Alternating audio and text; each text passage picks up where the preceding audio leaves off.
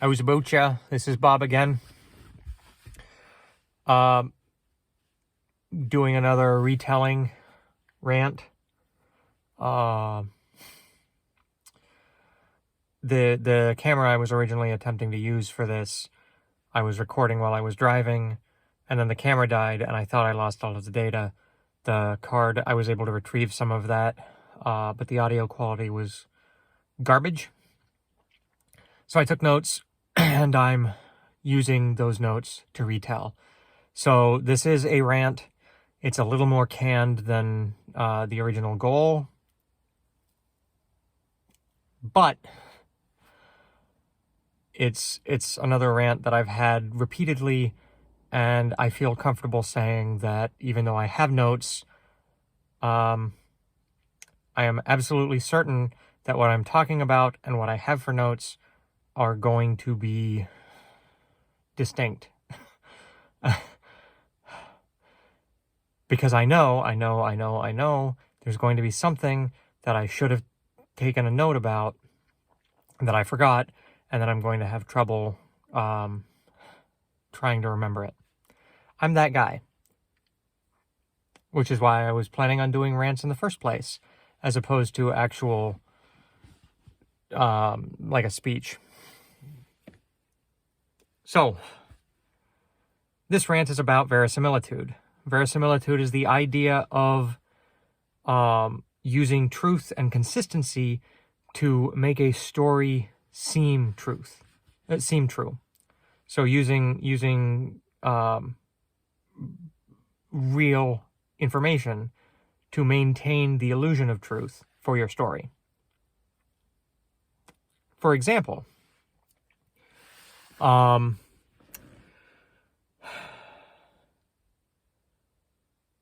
everyone knows what steel is. You know, the metal, steel. It's a metal, it's hard, it is relatively heavy. You can't bend it with your hands, you can't shape it with your hands. It doesn't get soft until you've melted it or heated it to the point where it will melt. And it's so hot at that point that it's, painful to touch. Verisimilitude says, if you say a thing is steel, you cannot make it have a property that is inconsistent with steel. If you're talking steel girders, they cannot be bent by hand unless the character doing the bending is freakishly strong and or supernatural. In the event that you do make a change, you have to maintain it consistently. And it is much easier to add a trait than to remove one. For example, steel is magnetic. Removing its ability to be magnetic from steel would be a big change, would be something that would get people's attention and confuse them some. On the other hand, adding a trait that doesn't change the fundamental aspects that everyone knows about steel isn't as big of a problem, so long as it maintains consistency. A good example of that is Brandon Sanderson's Mistborn. His Mistborn series has a specific magic system called allomancy, wherein the magician, the allomancer, consumes flakes of metal and burns them in their stomach in order to use some sort of magical ability. For steel, steel shavings swallowed and burned allow the character to push things away from them, push other metal objects away from them.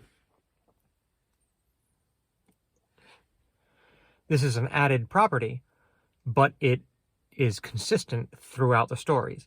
Steel always functions like steel, even its magical abilities. And maintaining verisimilitude is one of the most important things that you can do. even in a setting that is ridiculous, even in a setting that seems zany, off the wall, whatever. For example, Discworld by Terry Pratchett is another one of those series, another fantasy series where a lot of ridiculous things happen. The world is round like a disc as opposed to round like a ball, and instead of the world being a ball spinning through space, it's a disc on top of 4 elephants, on top of a turtle, swimming through space. And the sun, instead of, being something that the Earth spins around, is this ball that pops up in one direction, runs over the planet, and then goes down and goes under the world, comes back up and keeps going.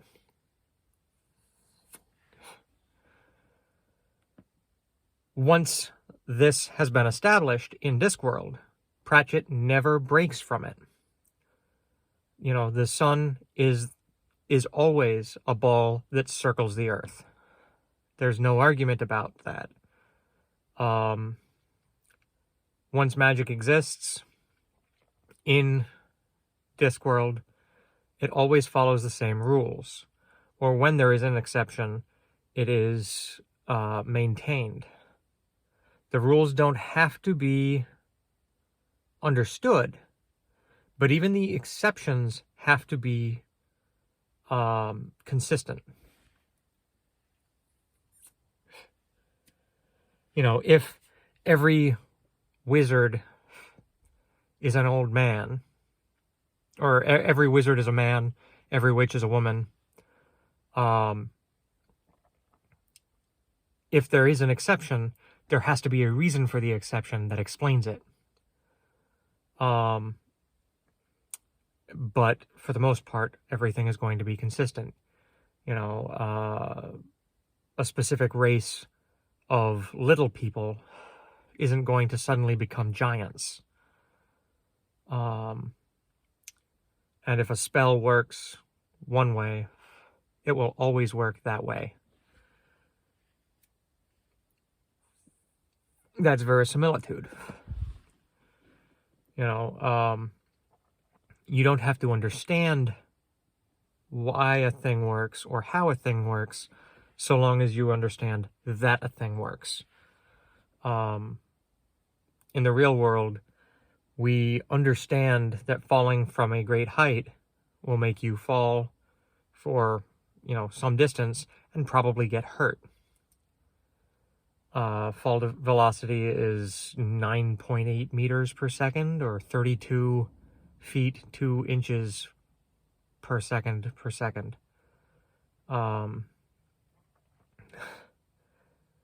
It's always that way. It's always that speed anywhere on Earth. But you don't need to know that if you jump out of an airplane without a parachute, you're probably in trouble. And if someone survives that fall, they're going to be hurting, and there is going to be quite a story about it. In real life, it's happened a handful of times. In fiction, if there isn't a damn good excuse, and it's just mentioned that this is something that happened, so-and-so jumped out of an airplane and landed and just walked it off, people are going to be like, what? No, that's not how things work. That's not a thing. How did they survive? And there has to be a reason, some sort of consistency, or else the story is going to fall apart.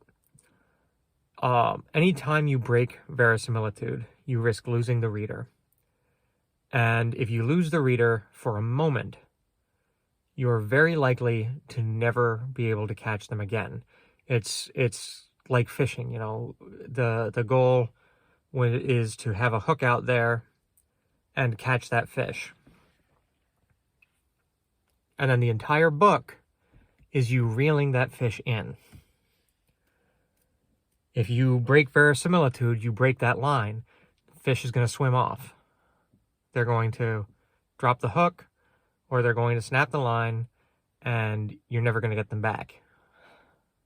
Or it's very difficult to. And this is true in everything that you write. You need that consistency, even for magic, even for things like curses, especially for things that come off as being impossible, because no one wants a thing to be impossible in a story. They always want that exception. They want that wonderful, if you've been cursed, there is a way to be cured. Even if there's, an extremely slim chance for the cure to happen, or, it's a one-shot deal, and if you don't succeed in this one single, chance, everything falls apart. It's the idea of destroying the ring. There's only one place to destroy it. For the Lord of the Rings. Castle Ravenloft. I think it was Ravenloft. It's a D&D setting. You could be cursed to become a werewolf. There was a cure for lycanthropy. If you performed a certain ritual before you transformed into a werewolf after having been cursed.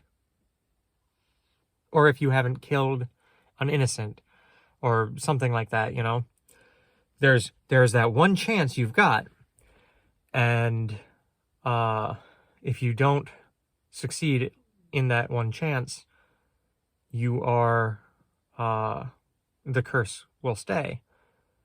But it's like that anytime you see such a curse, right? I'm trying to think of a better example of something that is one way, has a single exception that can be tested and is shown repeatedly in stories. Well, vampirism. There are some times where you can be cured of vampirism. But a vampire is a vampire is a vampire. They have a certain group of traits that they all have. Dungeons and Dragons type stories will often have, like, sunlight causes damage, and they require blood to eat, and things like that. Kind of the stereotypical undead package, plus a few other little issues. And the only way to cure them is, some sort of sacrifice at certain time, whatever. And if you cure them too late, they just die because they've been alive too long, or, other issues. But as long as you're consistent in that story, as long as you maintain verisimilitude, that doesn't matter. Or that it is unusual doesn't matter, because it is consistently the same way. It is consistently unusual in the same way.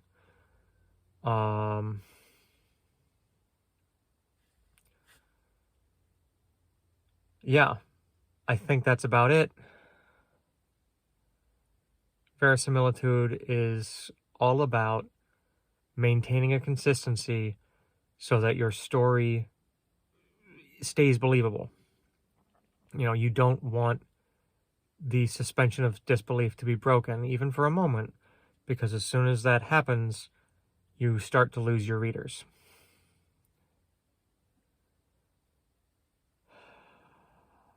Yeah. So, I didn't really mention much as far as stories go. Castle Ravenloft, which is a D&D campaign setting, not exactly a story. It's more of a setting. There are stories in the Ravenloft mythos, but they are not of themselves stories.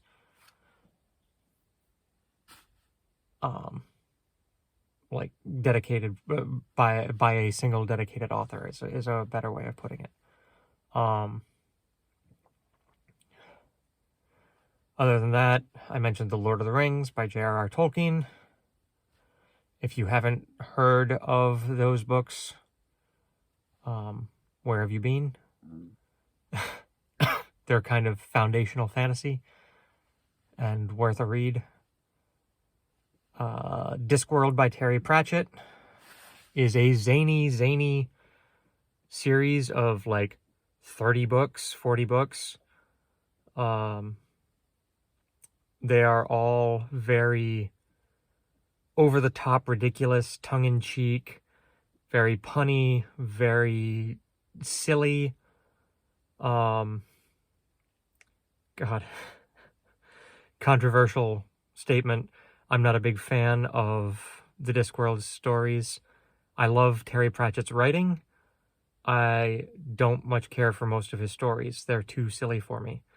But he has a phenomenal ability to turn phrases and make little in-jokes and puns that I can't think of anyone who can compete with him on that. You know, it's he's like Superman, just hammering in ideas and things. Just he's perfected that aspect of the craft in a way that I don't think we'll ever see again. So even if the stories are ridiculous and kind of fall apart like a Mel Brooks movie, that's not fair. Discworld is more consistent than a Mel Brooks movie. But the stories are silly, kind of ridiculous, but they're consistent in their silliness and consistent in the way that the world works. Over the course of 40 books, 40 novels, that's impressive. Especially when he brings in so many ridiculous things. But he has one of the most clever pens I've ever seen, in that he can make a joke that is both wacky when you first read it and subtly brilliant in a way that it will click in your head later on when he references it again in the future. And you suddenly realize that everything has been set up to that point, just to make a bad joke. It's it's like reading a dad joke in slow motion sometimes. If you like wacky, zany, silly, Monty Python and the Holy Grail type stuff, Terry Pratchett is for you. And even if you don't, the writing is fascinating by itself. And then the other thing I mentioned was Brandon Sanderson's Mistborn series. Brandon Sanderson is the greatest world builder alive today, if not of all time. The man is building multiple worlds, all of which have unique political systems, magical systems, biologies, histories. It's amazing, and he is slowly tying these worlds together, which is even more fascinating to be reading as it's happening. The Mistborn series is pretty much his oldest series. The first trilogy is. It's very much a classic fantasy with a, hero's journey, story arc, good versus evil, let's save the world, plot. Straightforward, simple. The plot is specifically simple and straightforward, so that he can introduce you to the world that he has built. The plot is secondary to the character development, not just of the individuals, but also the character of the world, which is fascinating and beautiful. Terry Pratchett's Discworld and Brandon Sanderson's Mistborn. Yeah, that's all I talked about in this one. I hope you were entertained, amused, disgusted by me, whatever. Maybe you found some interest in the stories that I mentioned. However that goes, this is Bob. Bob out.